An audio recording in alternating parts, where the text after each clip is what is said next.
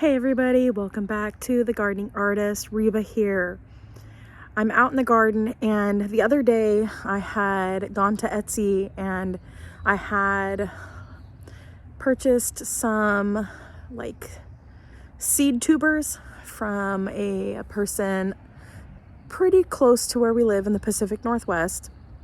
And I acquired some sunchokes, some different varieties. I ended up getting a Chinese long sunchoke, also known as Jerusalem artichokes, you guys, and I got a red seed tuber for the sunchokes as well, so they're kind of reddish in color. And I picked up some Stampede, I think that's how it's pronounced, sunchokes, and those ones are larger too, just like the Chinese long. Those ones are pretty long and pretty big. And then I got some white Jerusalem artichokes as well. So I picked those varieties up from a seller on Etsy, and I'll link their shop down below.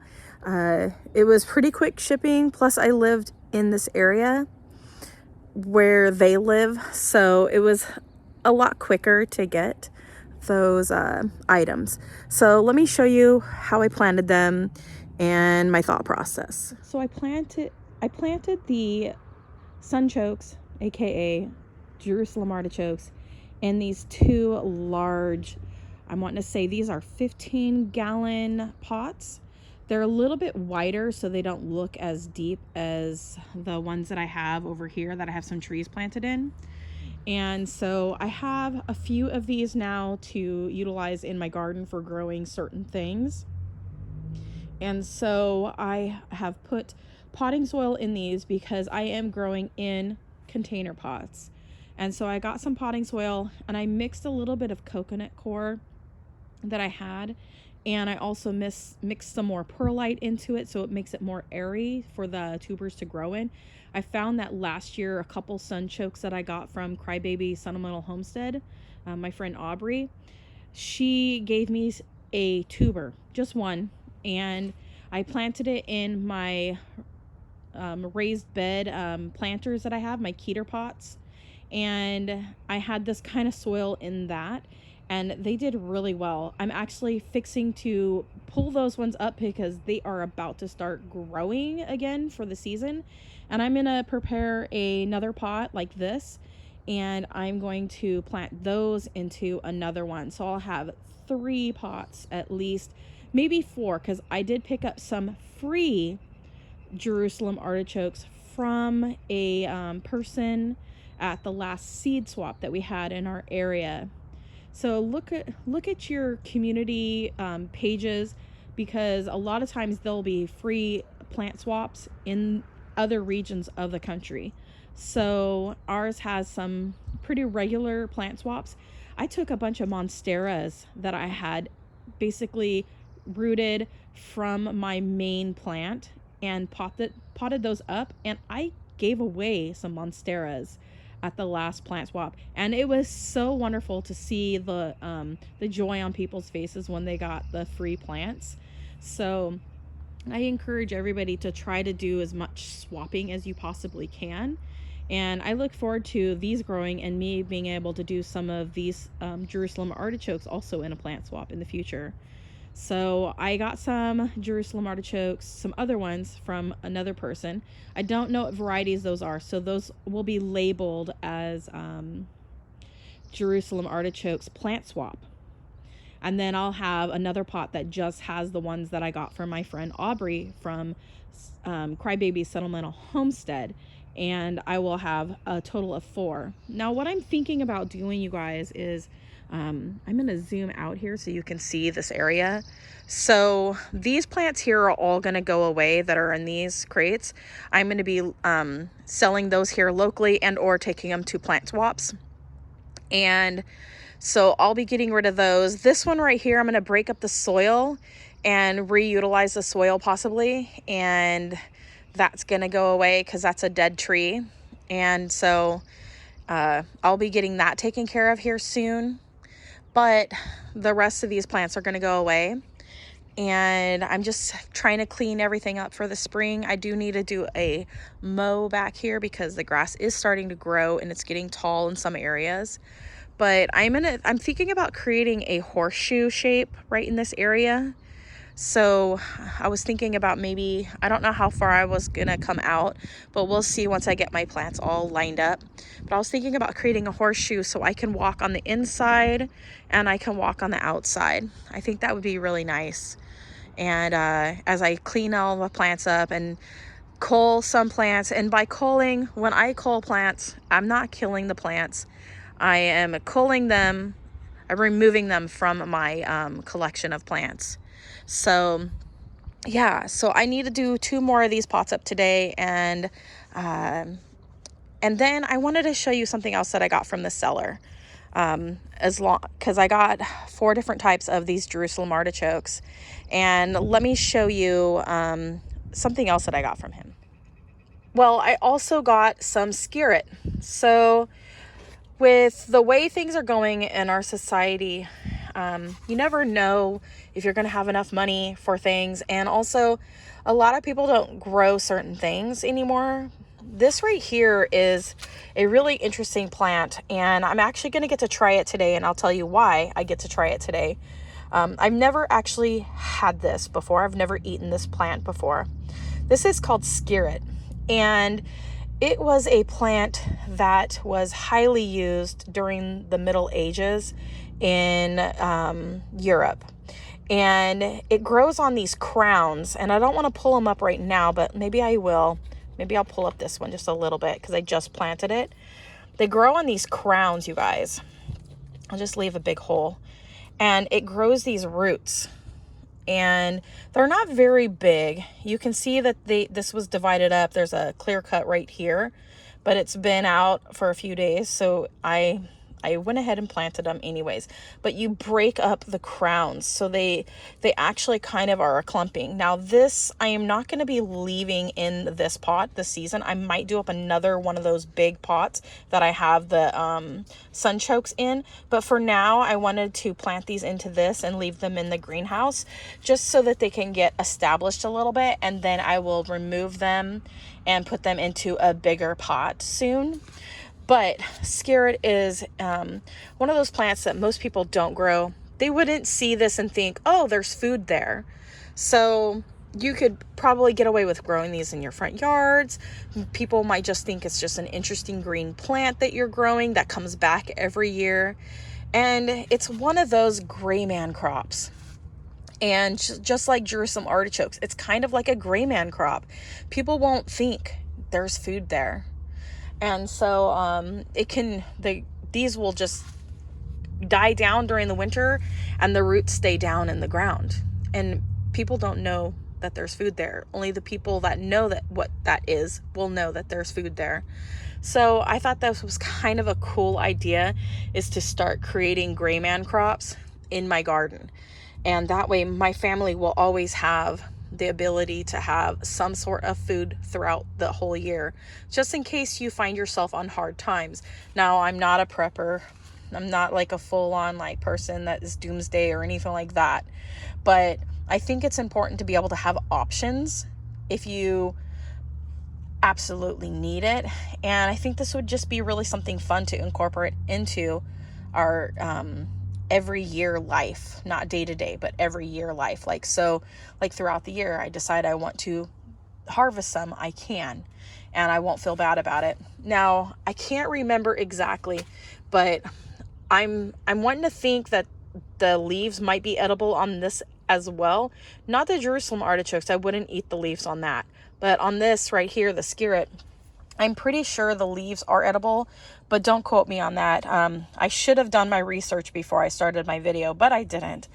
I had heard about it, I learned about it, and read up some on it, but my memory, I get the biggest brain fog, and I don't always remember until I've been using it pretty much religiously. If this is a vegetable I start using all the time, it's something that I will definitely remember in the future. But right now, since it's so new to me, I don't exactly recall. But anyways, Another thing that I got, not from this seller, but I had gotten from this place called Wanderlust, which is in the Pacific Northwest. They had seeds, and I had forgotten to get these planted right away, and they actually started to grow a tiny bit of mold on them. And they are the ice cream bean seeds for an ice cream bean tree. And so I got them planted out today, and hopefully I will get at least one tree to sprout. They didn't all have any mold on them, but there was a couple that had a little bit of mold, and I should have planted them right away, but I had been so busy with doctor visits and things going on in my day-to-day life that I hadn't had a chance yet to get to it. And it's been raining a lot too, so yeah, so I have these planted in here. I might grab this and bring it indoors for the evening, just so that the tender leaves up top, the new growth, doesn't die away. But I am excited to be having the skirret in my my life. So I also got some seeds. I have some skirret seeds actually in my back pocket. I think I got the skirret seeds from the same seller. I will list them below. It looks like the same handwriting, but I got these seeds from them as well. And it's a little tiny, cute little envelope, you guys. It's so small. And so I'm going to be planting some of these skirret seeds as well, and really start a good size like root crop from them. I think it's really important. So what's really fun is how am I going to get to try this vegetable today? Well, the seller that I purchased those the skirret from, and the seeds and the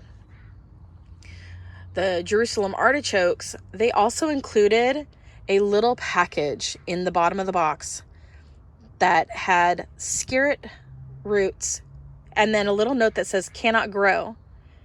And that's because you have to have the crown of the plant to be able to grow the root part. So that's really important to know and realize. And so I thought it was really fun that he or she had included the roots that I could actually try them. So I'm actually going to be cooking those up today and trying them.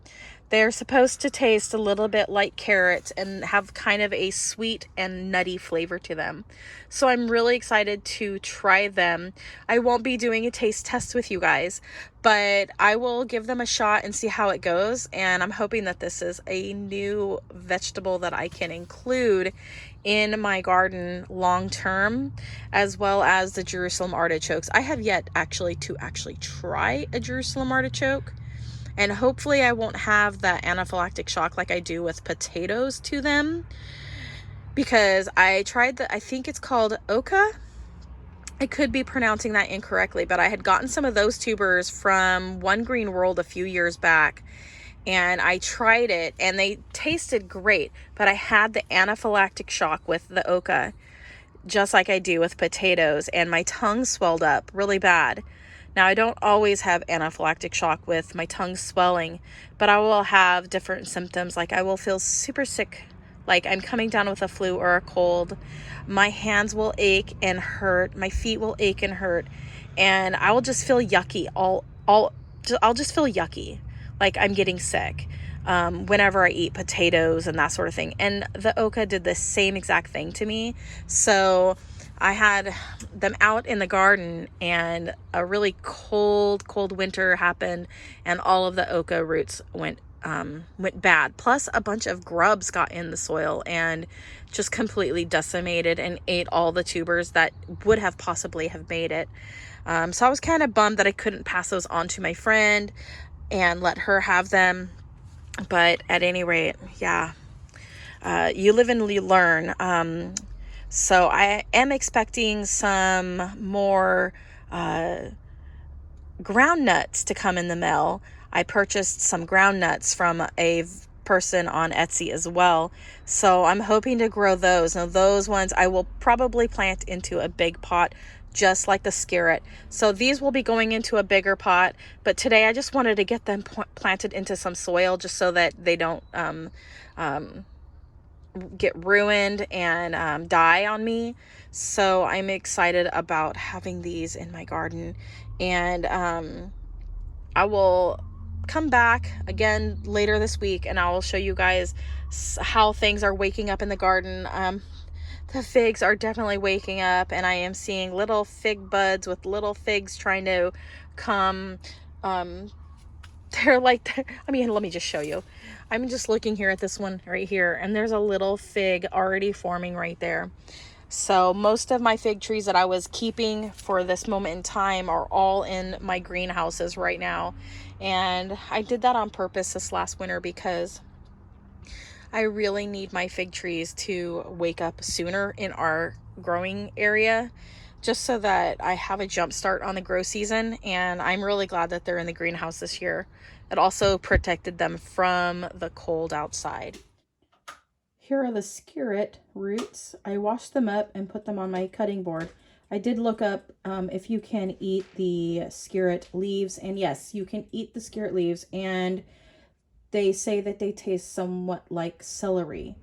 So I'm going to go ahead and chop off the ends of these, and I've got a pan heating up. It says the best way to eat these are by roasting them. They can be eaten fresh as well, but they're just little, these are like small roots, you guys, and I'm just going to cut off the ends a little bit, just kind of clean them up that way, and cut off any of the really dark parts. And this one looks like it had been eaten by a friend a little bit.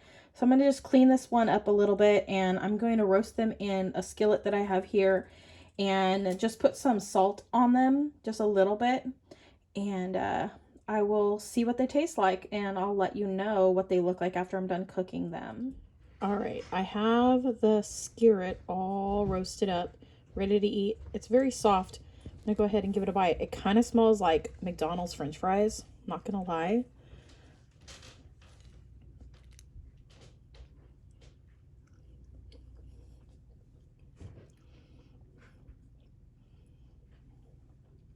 It's giving me McDonald's French fry vibes, you guys.